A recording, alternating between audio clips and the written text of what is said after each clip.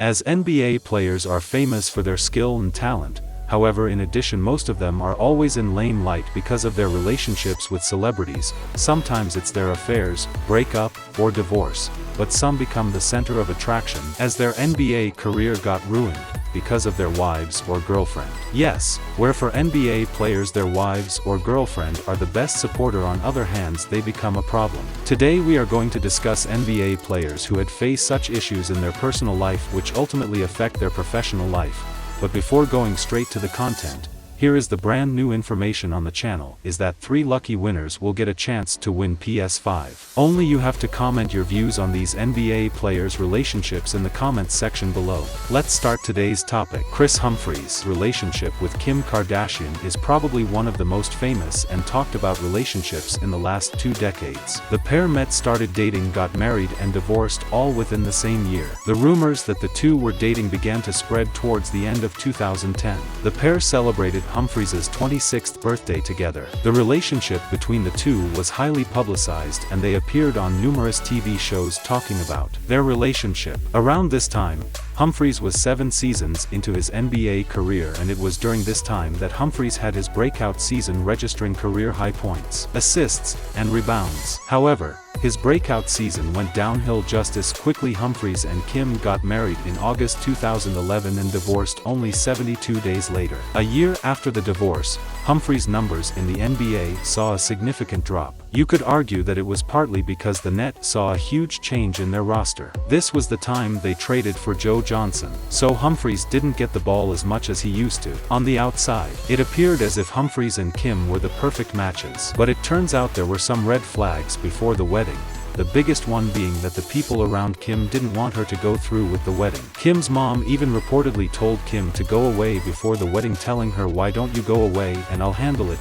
But Kim went ahead with it nonetheless, because she thought people might think the whole thing was staged. But despite trying to make it work, it never did happen, and their 72-day-old marriage went down as the shortest marriage ever recorded between an NBA star and his spouse. However, the divorce from Kim took a significant toll on Humphries because he never bounced back in the NBA. After the divorce, Kris was mocked, booed, and jeered in court. He branded his marriage and divorce as embarrassing. He said, "I should have known what I was getting into. I was naive about how much my life was going to change. There's a lot about that world that was not entirely real. But our actual relationship was 100% real when it was clear." It's never easy to go through the embarrassment of something like that with your friends and your family. But when it plays out so publicly in front of the world, that's a whole other level. Kris began to suffer from anxiety, especially in crowds, and locked himself away. Speaking about it, he said, "There was about a year when I was in a dark place. I didn't want to leave my room.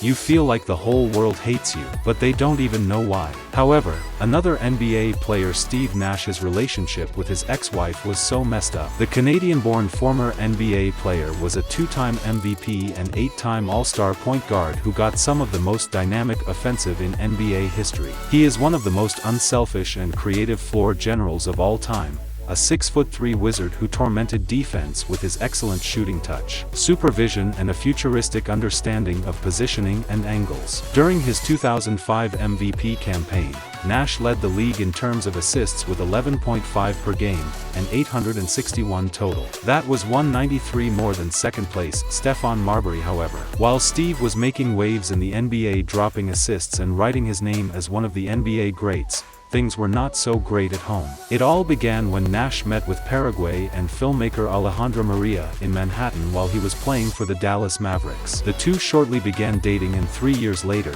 they welcomed twin daughters Lola and Bella. A year after the birth of their daughters, a couple got married and seemed to be living a fairy tale romance. It seemed that nothing could add to their happiness until the couple announced that they would be expecting baby number 3. But then everything turned around after Nash announced an impending divorce just a day after his wife had given birth to their 3rd child. Nash released a statement saying, "I'm very thankful and excited that we have a new son, Mateo Nash, Alejandra, and the baby are doing fine. But this is a bittersweet moment for my wife and me after 5 years. We are now in the process of dissolving our marriage." According to the basketball player, it hadn't been all roses for both of them, and they had been living apart before the birth of the 3rd child. But Nash didn't reveal it at all. Shortly after he announced his impending divorce, rumors began to fly around that their 3rd child, Mateo, wasn't Nash's and she had been cheating on him with one of Nash's teammates. The divorce became a highly publicized event, and that's not surprising because Steve Nash at the time was regarded amongst the most sought-after and recognized NBA stars. But the twist didn't end there. Maria admitted that Nash had cheated on her years prior. Although Nash has not spoken publicly about this accusation, he was reportedly cheating on his wife with a 22-year-old singer Nelly Furtado, who named Check the Basketball Player in her hit song Promiscuous Singing. After the divorce in 2011, things didn't exactly get great for Nash. He was plagued with injuries and couldn't quite attain the heights that saw him become a two-time MVP winner before finally retiring in 2015. Moreover, in early 2014, rumors began to spread that Chandler Parsons was dating Kendall Jenner after became confirmed that they were indeed dating. The relationship would last until 2016. Well, around the time that the two begin dating, Parsons was having the best season of his career with the Houston Rockets, and his 2013-14 season is still his best season to date, because Chandler never matched the heights of that season again. In his 2013-14 season, Dallas Mavericks were offering him and Parsons left on a free, although Parsons did end up joining. A mixed run of injuries and troubles with his knees, as well as surgery, saw him miss a series of games, and he could never replicate that form after his stint with the Mavericks. But it was here Parsons' career suffered a massive downturn. His injury woes continued to tear him apart, ruining what was supposed to be a terrific career. Is it a coincidence that all this happened while he was with Kendall and subsequently after they broke up? Here again, Kardashian things come with an NBA player called James Harden.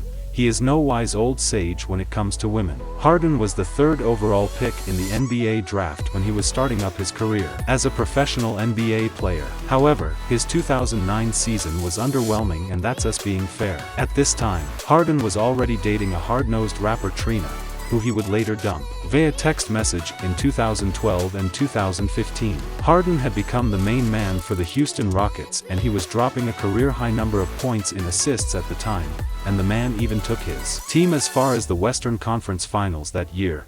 Harden was making such waves and performing his iconic celebration that you couldn't help but notice the man with the wicked beard dictating the game wickedly. The following season was supposed to be the moment for Harden to win that NBA championship that had continued to avoid. But as luck would have it, he met Khloe Kardashian. And we know how the story goes when you meet a Kardashian. Are we the only ones that think that maybe there's a curse with NBA players and the Kardashians? His meeting the reality star would cast a heavy shadow over Harden's game, and the Rockets would end up with a disappointing 27-28 record during his time with Khloe. Harden committing a career-worst 4.5 turnovers a game, and shooting just 42.7% from the floor, is worst mark since his rookie season. Thanks, James. That says it all. Tristan Thompson had just signed a deal with Cleveland Cavaliers in October of 2015, worth over $82 million, and 8 months later, the Cavs won their first ever championship with Thompson playing one of the leading roles in writing a new chapter of history in the NBA. During this time, Thompson had one of the best seasons of his career,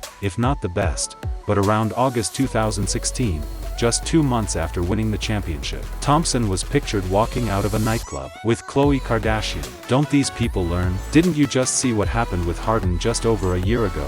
Just after Thompson and Khloe were pictured together, Thompson's career, as you might have guessed by now, wasn't the same. The following year in the 2017 finals, Thompson was so bad that despite being popular for his rebound prowess, he got out-rebounded by Steph Curry, who made sure Thompson got to know about it. He went from being one of the best rebounders in the league to a complete joke. It also didn't help matters that Thompson had been caught cheating on Khloe while she was pregnant with their daughter. This led to him being booed by his own fans. But when you're best known for an academic fraud investigation and dating Khloe Kardashian, then you know how bad one's basketball career. Here an interesting affair, Lamar Odom, which ends with a great tragedy. Lamar and Khloe's relationship was mysterious and somewhat unusual. Lamar met the Kardashian sister in 2009 and officially began dating in September. A month later, they were married. And if that's not unusual, I don't know what else would fit that bill. The relationship between the pair was highly publicized, and Lamar would go on to feature on a lot of the Kardashians' hit popular reality show Keeping Up with the Kardashians. As an outsider or fan watching the couple, nothing seemed wrong. They didn't appear as the perfect couple,